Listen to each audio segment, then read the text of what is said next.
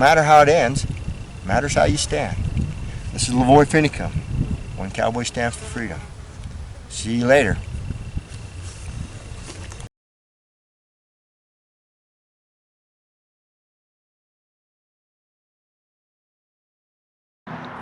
Welcome to People's Rights.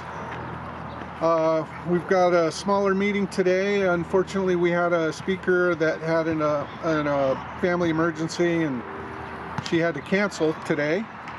But I've got a lot of info for us and a little bit to say, and then we'll open it up for anyone else to say what they have to say or promote any events that they've got.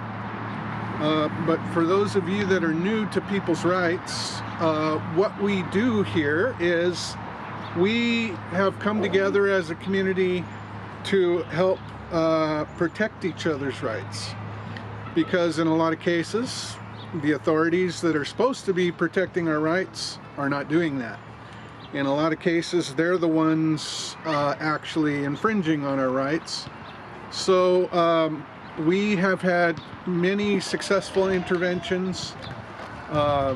If you want to look them up, you can find information about the Baby Cyrus case in Idaho.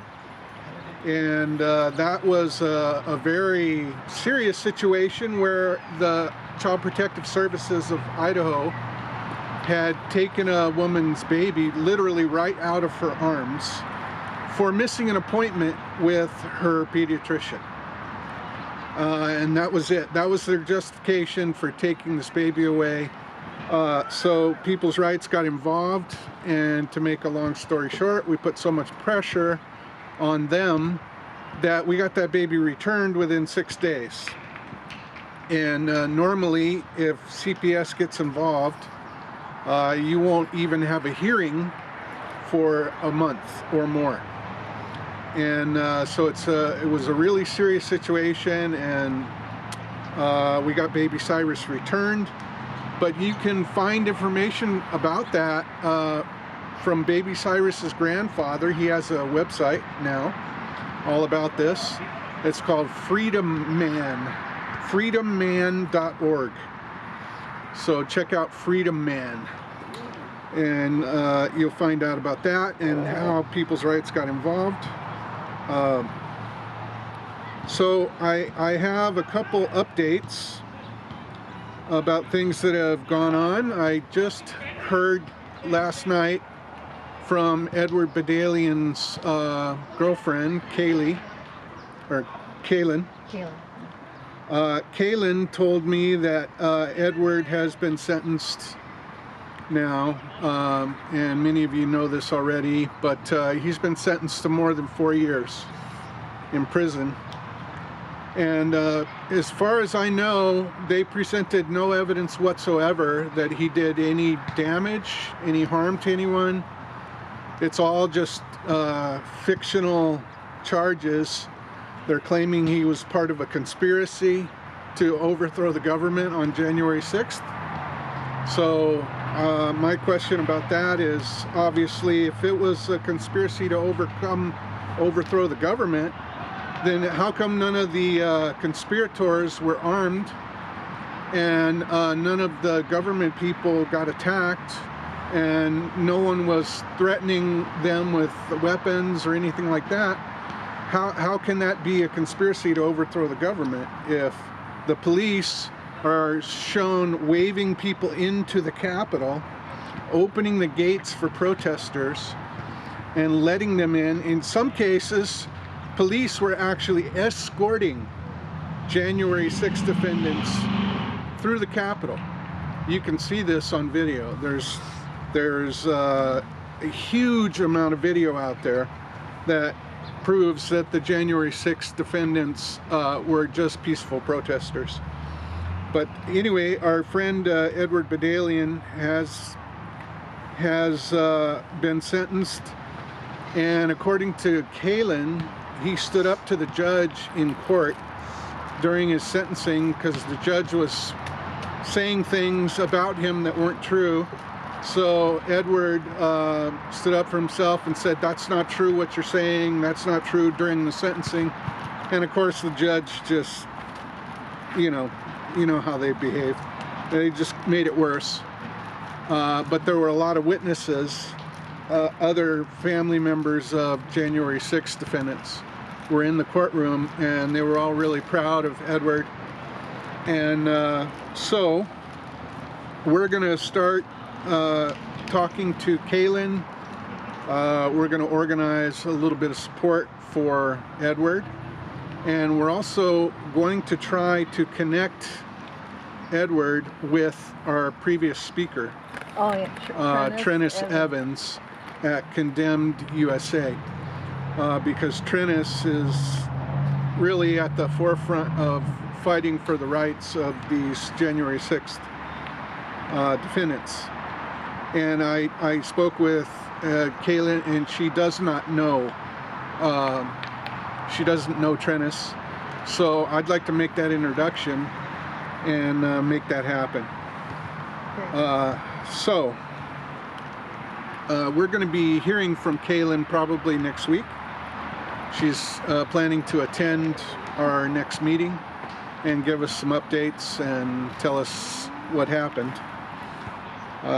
So on from that, we have I, myself, and the other area assistants for People's Rights have been contacted about an area assistant training that's going to take place.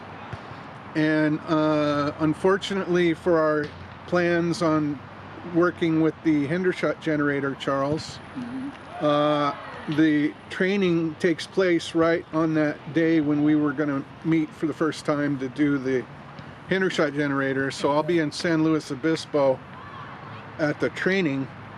So we'll have to reschedule the Hendershot for maybe the following week or something.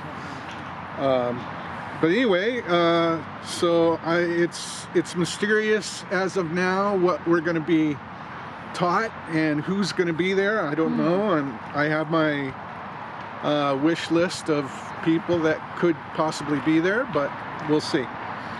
But anyway, we're going to train up this rabble of area assistants you've got. And so I'll be up there on the, I believe it's the 12th and the 13th, or it's either that or the 13th and the 14th of this month. I'll be in San Luis Obispo.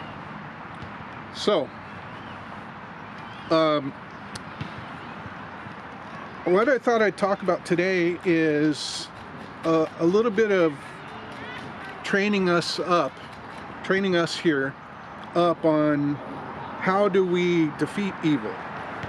If that's what we're dealing with, evil, if things are turning evil and evil is on the march, and the New World Order is taking over and everything's going sour, how do we stop that? How do we defeat evil, right? Well, first of all, I think we got to recognize what are the tools of evil. So if you think about what the tools of evil are, you got to consider that they use fear and deception. That's the hallmark of evil right there. Is they use fear to intimidate people into going along with their program, whatever that might be, and they use deception to trick people into going along with their program. So how do we, as people that are hopefully trying to be good people, how do we defeat that? Well, unfortunately, in some cases, we do the wrong thing. As good people trying to do the right thing, we unfortunately do the wrong thing sometimes, because we buy into this fear paradigm with the way we behave and the way we perceive the world even. If we perceive them as winning, we're creating a fear in our own mind that, oh wow, they are winning. See, we've created this fear in our mind that, wow, they're unstoppable. They have all the money, they have all the power, How are we ever going to stand up to that? So we're creating this false reality in our head that they are powerful. But I'm here to say evil is weak. It's very weak. In fact, if you want to, you can check out a movie which I think is really good. And it's called The Hunger Games. Oh.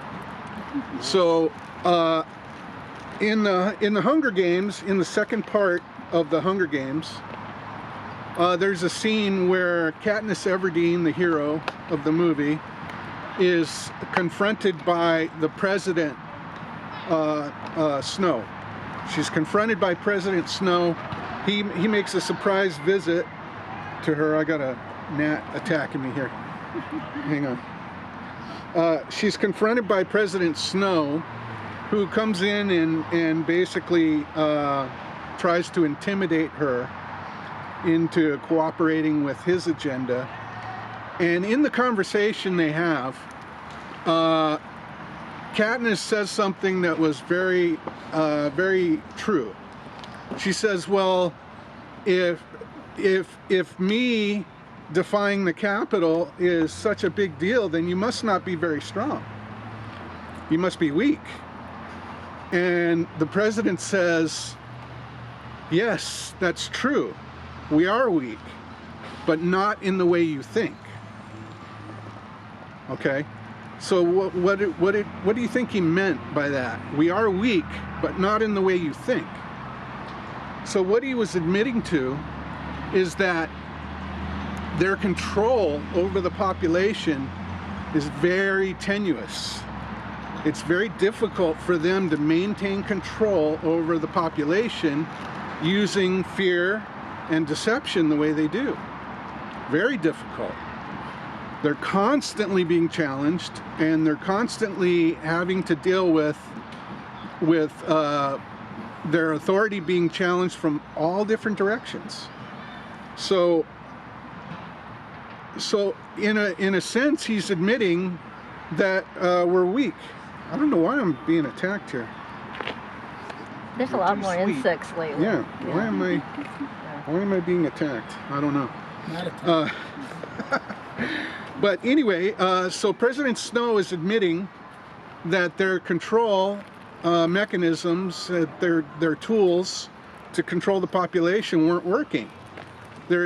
He's admitting that Katniss, by defying the Capitol, she's inspiring all of the 12 districts to rise up.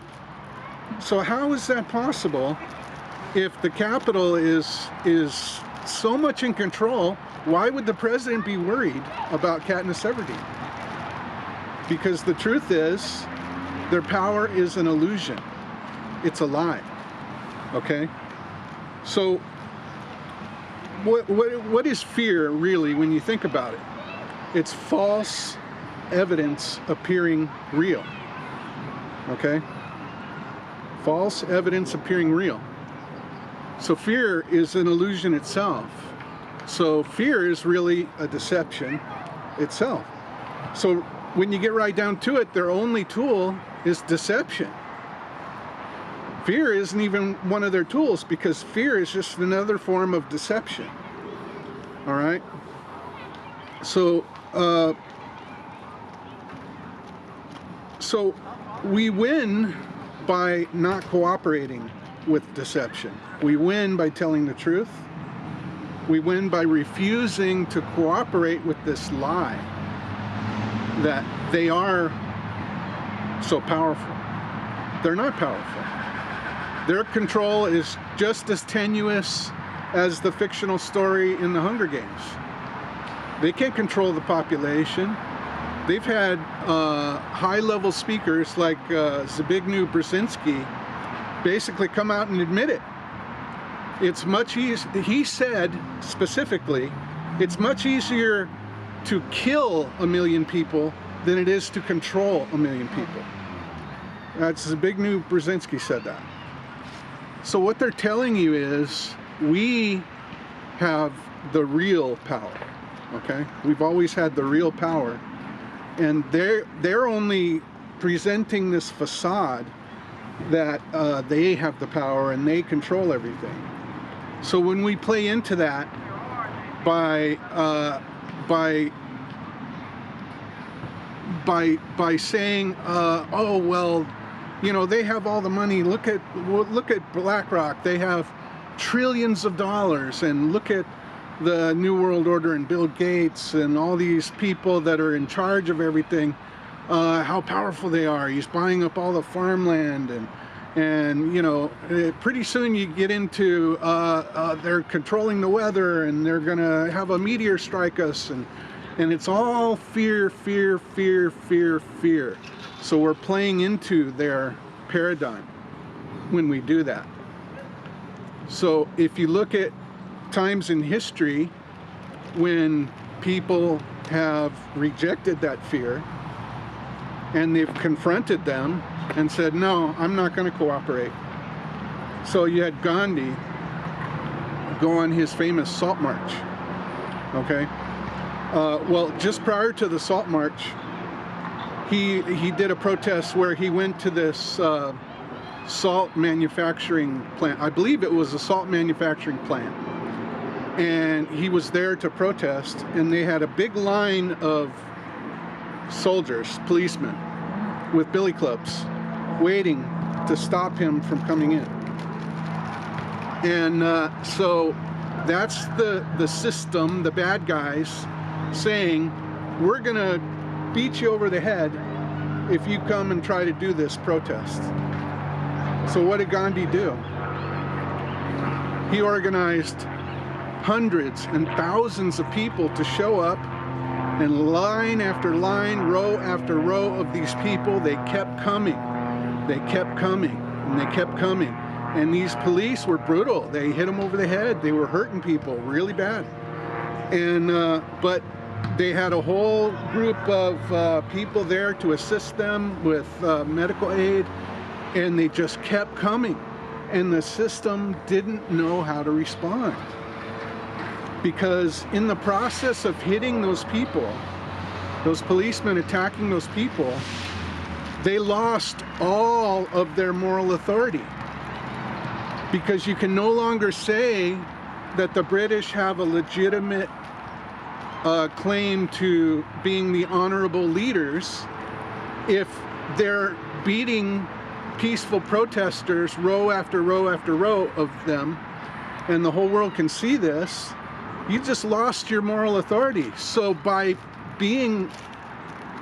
those people standing up to it and being attacked, they defeated the British Empire. And that's how they did it, by refusing to cooperate with this lie that, oh, the British are the rightful authority. They're not the rightful authority, obviously, if they're beating protesters like that. Okay? So we have the same thing here in our country. Look at the way they're treating the January 6th defendants, who shouldn't even be defendants. They shouldn't be defendants. If our government had real moral authority, any left, they would be treating those people as peaceful protesters exercising their First Amendment rights, and they would be cheering them on. Thank you. Thank you for coming and telling us what you feel is wrong with our government. We'll try to do better.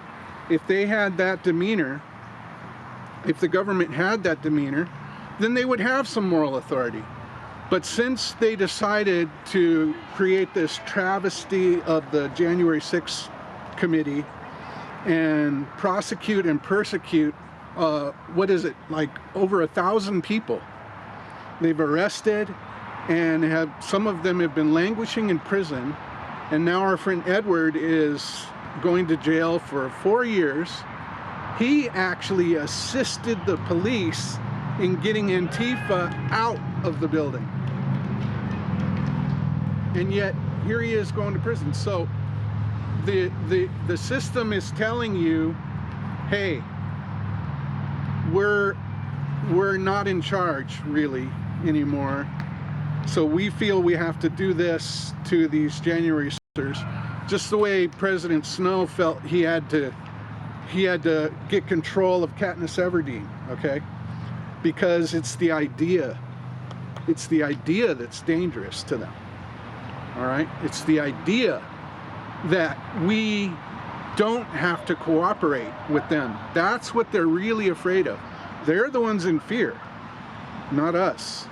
They're the ones in fear because they know as soon as the masses realize, oh, we've always been in charge. If we want to make a change, we can do it. All we have to do is cooperate with each other and not play into their divide and conquer tactics, and we can change anything. Look at what happened to Bud Light. Yeah. Look at what happened to them. They literally almost destroyed their whole company because they tried to impose their own agenda on people, and people weren't putting up with it. So they just said, okay, we won't buy your product. That's it. No violence, nothing like that. Just, oh, we're not going to buy Bud Light now. Okay, so what happened to Bud Light? Their company went down the drain. They've lost billions and billions of dollars.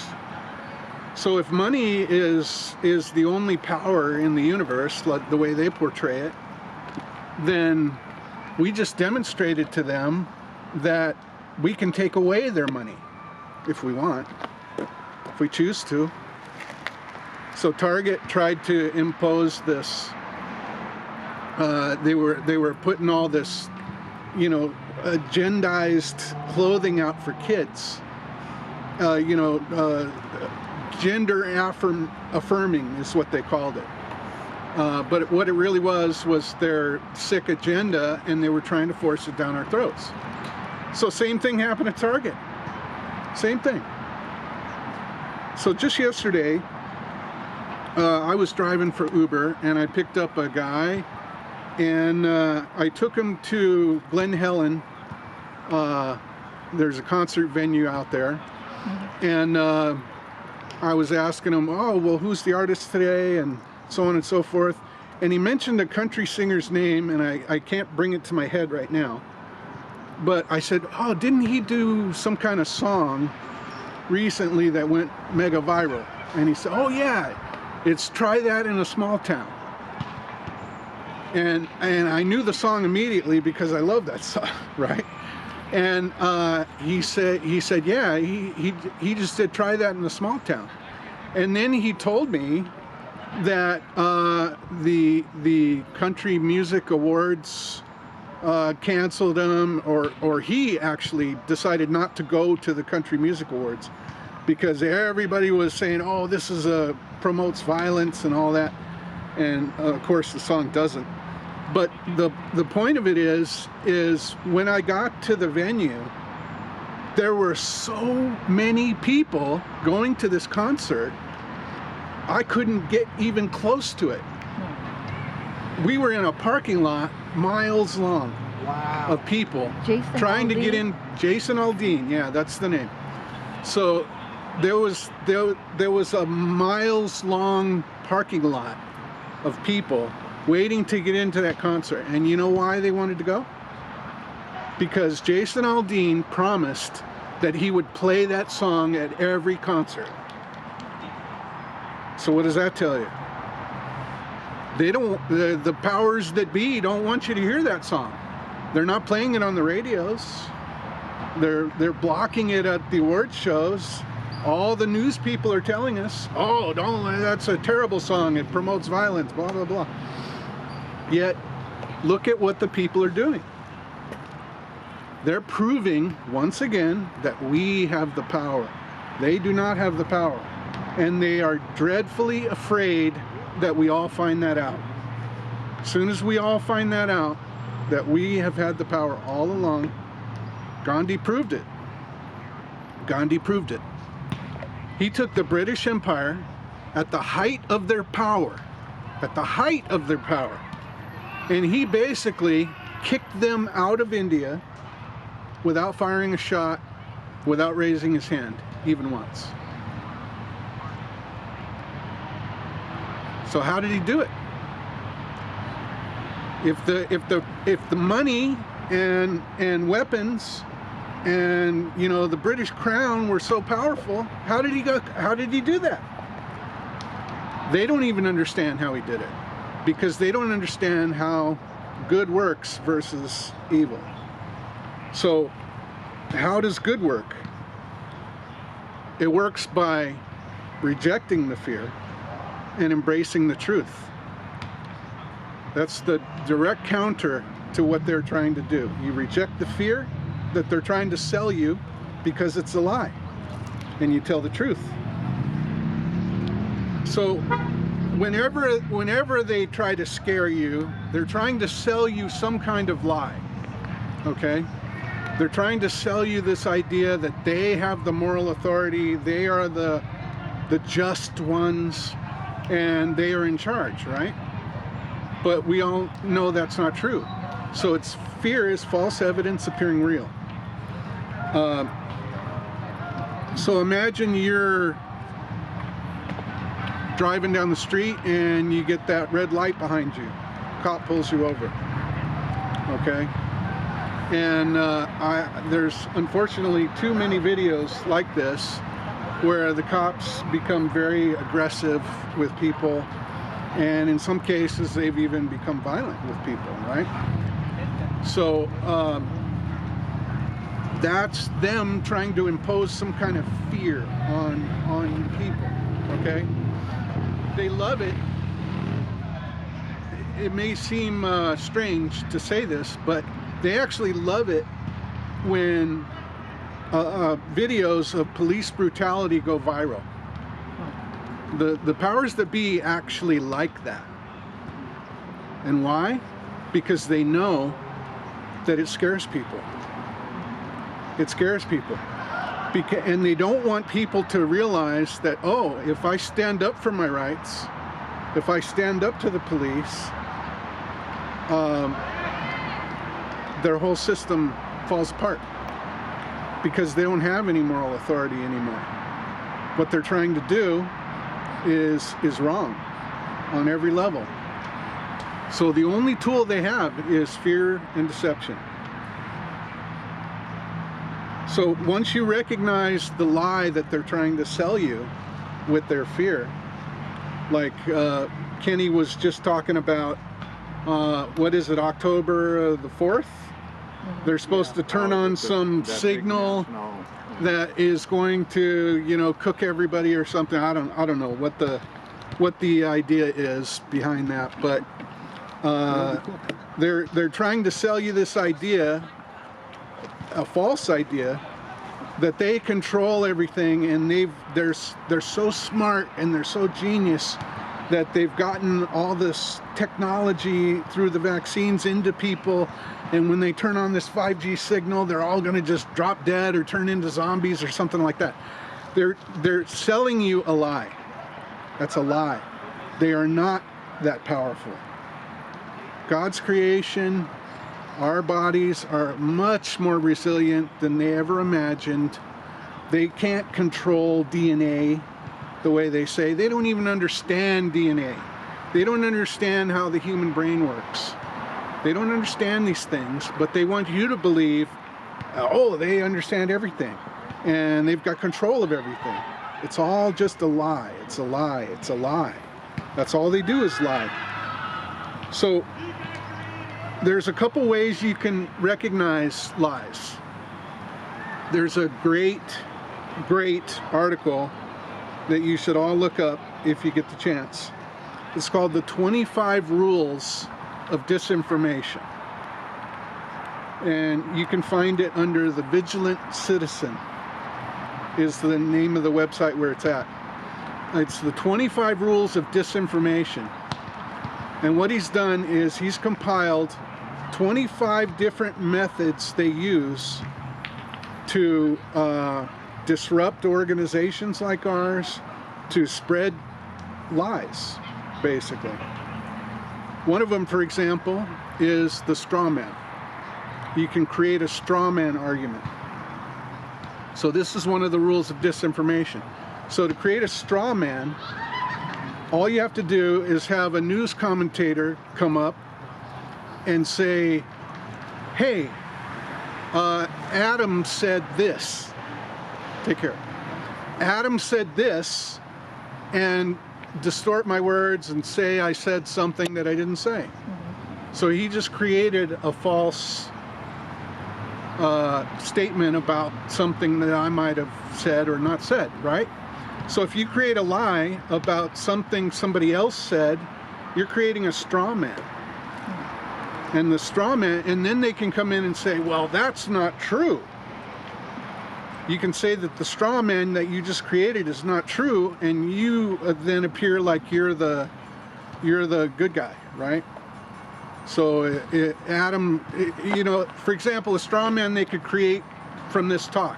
They could say, well, Adam's advocating violent overthrow of the government. Okay, that would be a straw man.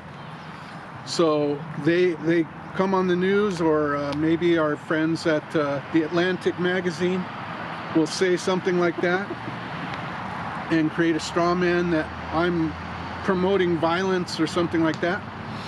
And then they can come on and appear to have the moral authority, and by saying we condemn violence, we condemn this that Adam has just said, but I never said it. So that's one of the ways you can spread disinformation.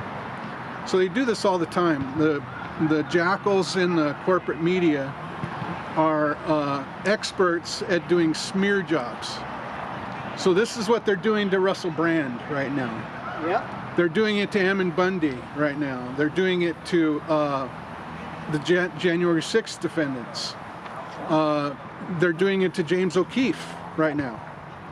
They're trying to create straw men so they can appear to have the moral authority, but they've lost their moral authority. So check out the 25 rules of disinformation. Okay, another way you can spot lies is people that use logical fallacies. So a logical fallacy is saying something that sounds like it's true, but it's actually not. Like, for instance, oh, all scientists agree that global warming is caused by man. Okay? That's a logical fallacy, because first of all, it's not true, but the logical fallacy innate in that statement is that it's called an appeal to authority. It's saying that essentially what they're saying is, well, scientists are the only ones that have a valid opinion, and they have the market cornered on what is true. Because they're scientists, they are therefore right. So they're essentially saying, oh, well, scientists are always right. That's a logical fallacy because it isn't true. Not to mention the fact that lots and lots and lots of scientists disagree that global warming is a thing, and that man is causing it, and that CO2 is pollution, blah, blah, blah. But the appeal to authority is the logical fallacy. There's lots of these logical fallacies, so look them up. You'll learn a lot about disinformation, about how they work. But one of the best ways of all to spot lies and expose evil for what it really is just evaluate the demeanor of the people that are telling you things, the people that are talking, the people that are in authority. Evaluate their demeanor. And what is demeanor? It's just their behavior. That's all it is. You're describing their behavior with demeanor. So imagine this for a second. Imagine we're back in 2001 on September the 11th, on the morning of September the 11th. Okay? 9/11 happens. And we've got this terrible attack on the United States. Now, if the government story of what happened that day were true, and if they weren't involved if high-level people within our government and maybe outside it too were not involved with that, what would their demeanor be? What would their response be to 9/11? What would they do? Wouldn't they... Shock? Yeah, wouldn't they be shocked? Wouldn't they What try happened? everything in their power to find out who did it, how they did it, and do a real, genuine investigation and uncover who the bad guys are Yeah. and why they did it and who supported them and all of that? So their demeanor would be, oh my God, we got to investigate this, we got to find out what's going on, and we got to somehow change to prevent this from ever happening in the future. But what was their actual demeanor? Their actual demeanor was they didn't even want to investigate it at all. They had the steel from the collapse of the World Trade Center. They had all the steel beams carted away from the site and melted down before investigators could examine them and look for explosive residue or something like that. So why would they destroy the evidence and scrub the crime scene if they were not involved? See, their demeanor gives them away. It absolutely gives them away.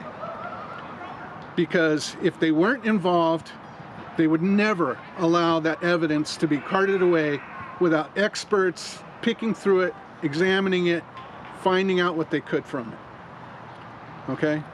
But instead, the steel all went to a highly secured site. They wouldn't let anybody look at it. And many experts tried very hard to get access to that and to look at it. And they wouldn't allow it. So then, you know, you would investigate the crime itself. And you would ask questions like, well, why did those towers come down in a perfect controlled demolition? How is that possible? It's obvious. It's obvious that it's a controlled demolition. You can see the shock waves floor by floor exploding out all four sides. Just boom, boom, boom, boom, boom, boom, boom, boom, boom. Down the building. Very clearly, it was explosives. And you can tell without a doubt that it was explosives because there were huge 60-ton structures, 60 tons of steel ejected laterally out of the building. So if the buildings fell, how could 60-ton structures be ejected laterally 600 feet? No, if something falls, it falls down to the ground. It doesn't go laterally. We even have points on film, you can see this, where explosives were clearly going off and you can see steel being ejected upwards in an arc. If you see that, that is absolute, undeniable proof that those buildings were blown up. Okay? So if the government were truly interested in getting at the truth, they wouldn't deny that the buildings were blown up, would they? They couldn't deny it. They can't deny it because it's undeniable. You can't have something fall to the ground, collapse. You can't have a collapse where things are being ejected laterally. Things are being ejected up into the air. We have this on film. There's no denying it. They are lying. The government is lying about 9/11. They are lying. That is not the demeanor of a legitimate government that has our interests at heart. That is the demeanor of the people that did 9/11. They did it. Their demeanor tells you they did it. So you can apply this, you know, looking at the demeanor of the people surrounding these events. You can apply this same logic to all sorts of major events, like Sandy Hook. for example, let's take Sandy Hook. All right, if they were legitimately investigating Sandy Hook, why did they tear down and destroy the school? Why did they seal all the public records? Who ordered the you know, something simple. One of these investigators at Sandy Hook, he went to the town and he said, I would like to know who ordered the sign that you have here in this video, which says all visitors must check in. They had this big sign that was on the site very quickly after the event had taken place. They have this electronic sign up saying all visitors must check in, and they had all these porta potties lined up for all the people that would be there the same day. So he went to Connecticut and he said, okay, I'd like to see the purchase orders for the porta potties and the sign. Who ordered them and when was it ordered? Let me see the paperwork. They won't show it to him. It's sealed. Why would it be sealed? What are they hiding? Surely it couldn't be a problem to find out who ordered the porta potties, right? What's the big deal? If you didn't do anything, why wouldn't you just tell us who ordered the porta potties, right?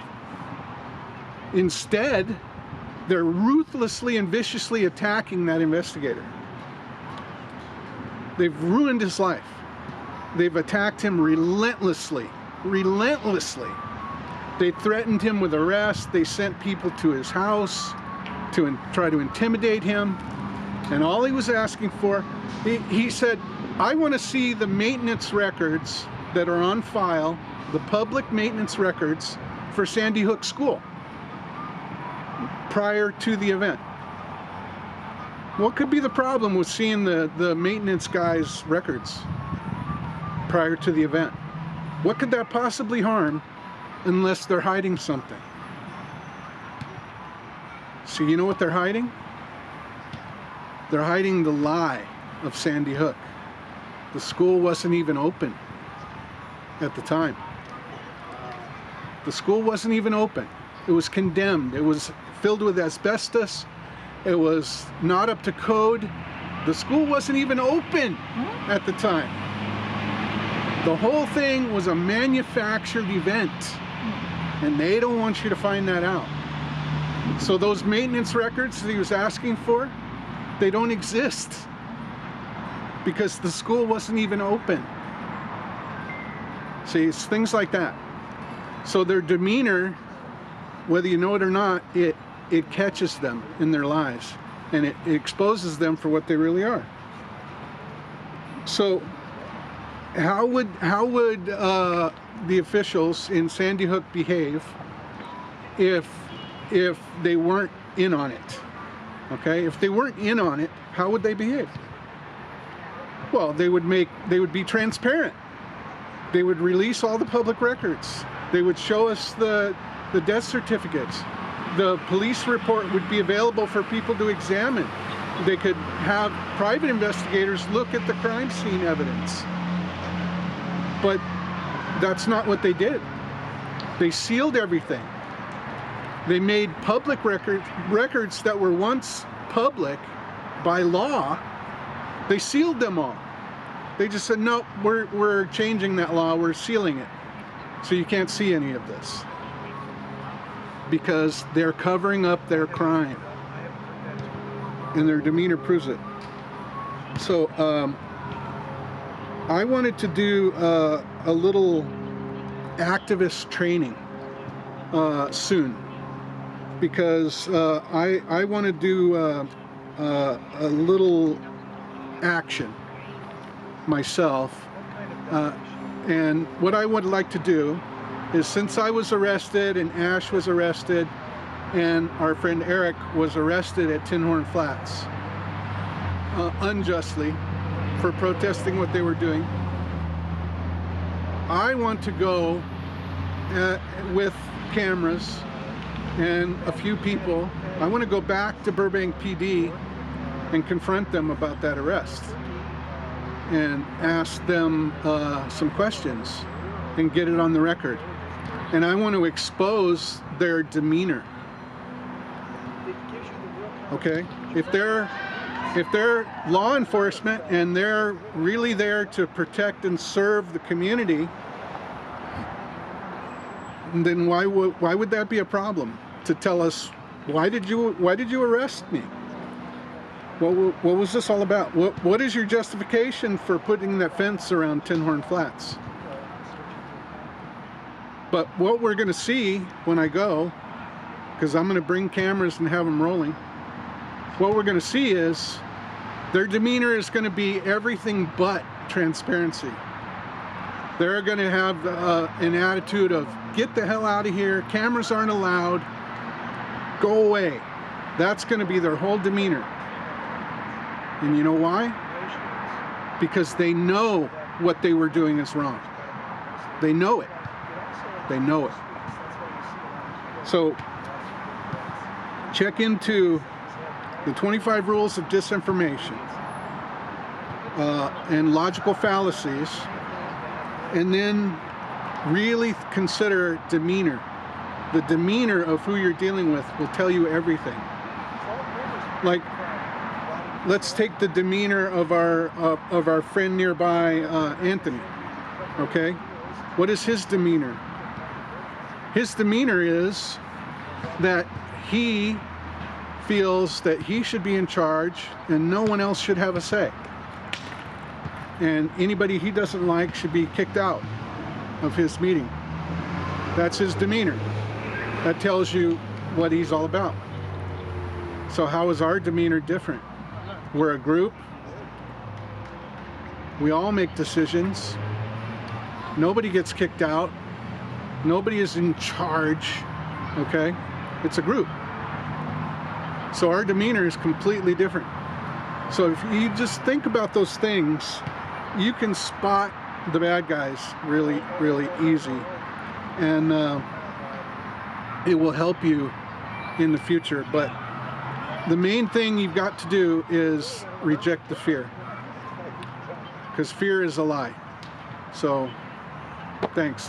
Thank you. So anybody that wants to, please come on up and say something. Maybe we can pause it for just a second, Travis. I think John wants to say something. And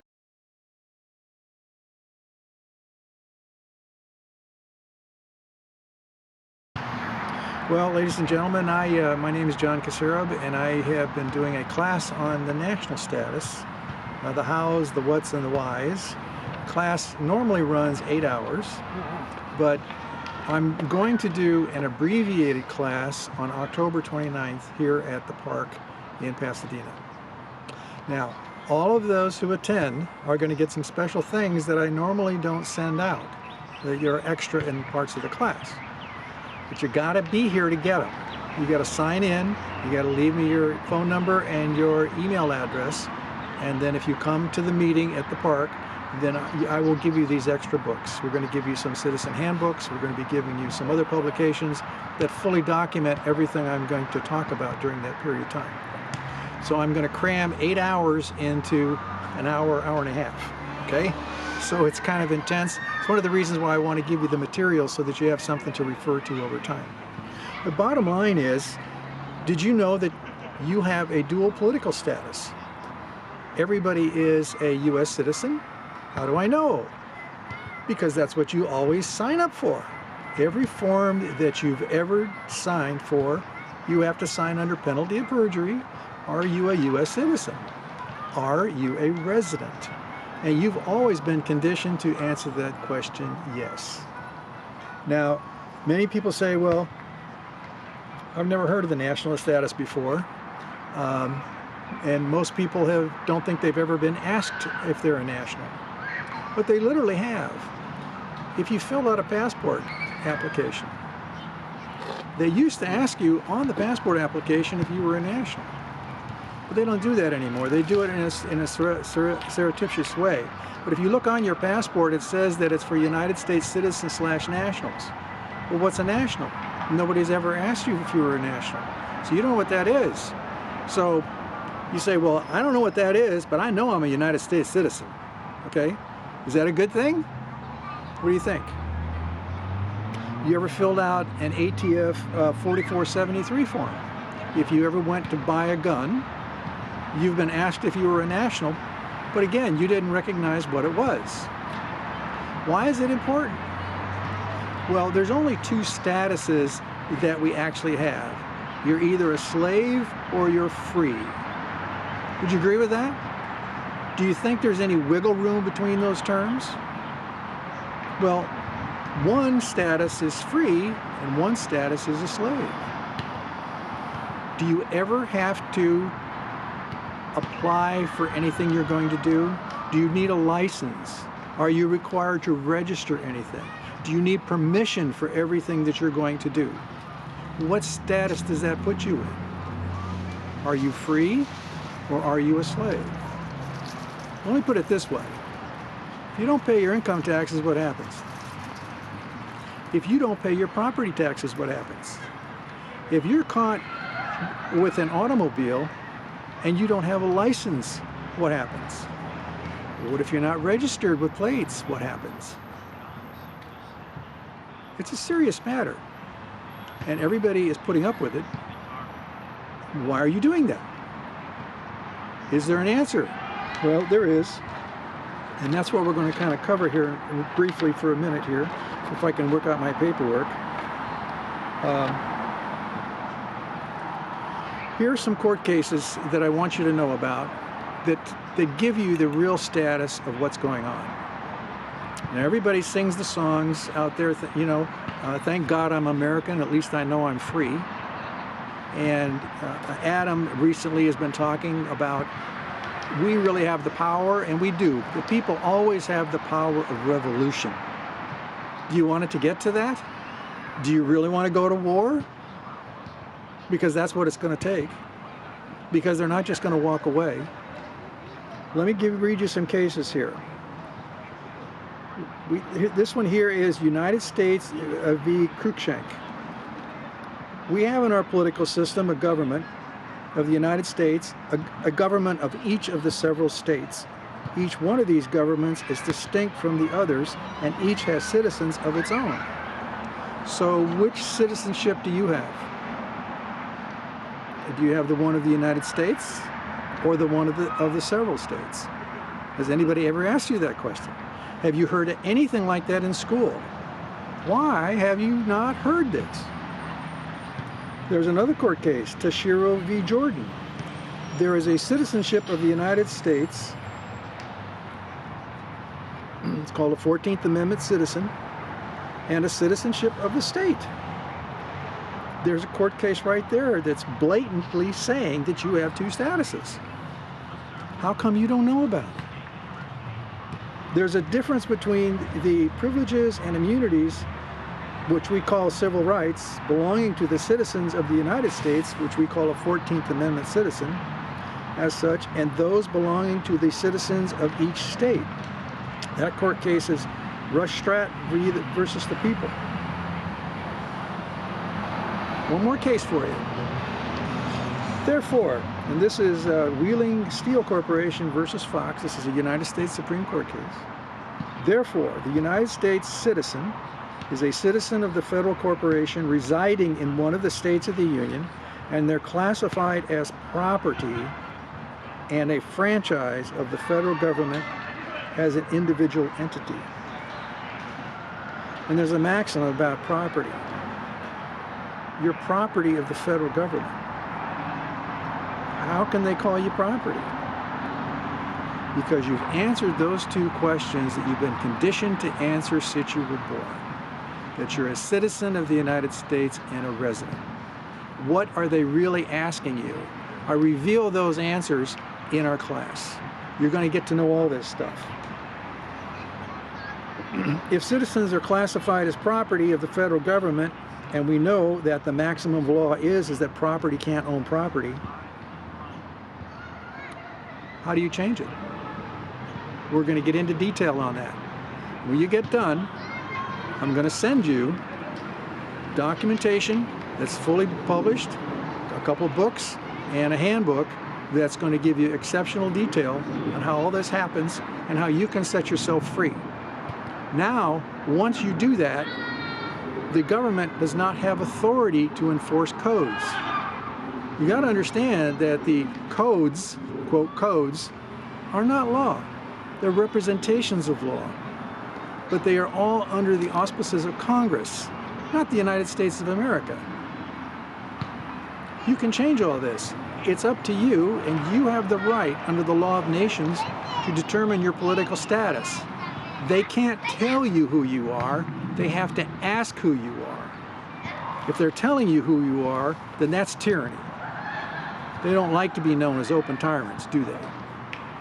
But if they ask you and you volunteer for it, and you're subject to taxes and codes and punishment, and you can be treated and the laws can be changed on you at will, and they can go after your kids and completely separate you because you don't own your kids.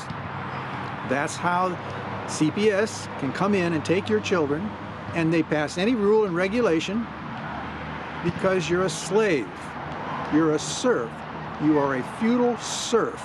And we're going to prove that to you in great detail in class. But if you want all this material, you got to come on October 29th and attend the class. Sign up here and you stay in the class. You don't come 5 minutes and leave and say, I'm going to send me the material. You're going to have to go through the class and do it. But this is really a good experiment because I'd like to cut the 8 hours down. If I can get all this stuff across to you and then give you a support group that you could attend afterwards, wouldn't you want to do this? Don't you want to find out about this? That there's actually a status that you have already that you didn't know about? Come to the class. I'm looking forward to seeing you.